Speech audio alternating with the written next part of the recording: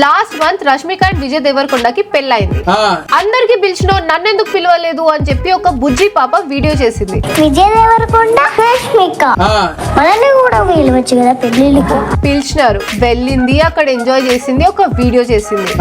ఆ వీడియో చూసిన తర్వాత ఇంటర్నెట్ లో ఉన్న పిల్లలందరూ ఏమైనా ఊరుకొని ఉంటారా? మొన్నటి వరకు జగన్ మామ అని అనేవాళ్ళు ఇప్పుడు విజయ్ మామ అని చెప్పి వీడియోలు చేయడం స్టార్ట్ చేసినారు.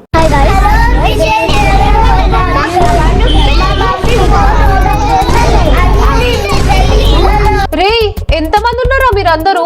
పిల్లలందరినీ కూర్చోబెట్టి ట్యూషన్ చెప్తున్న ఫీలింగ్ వస్తుంది నాకు.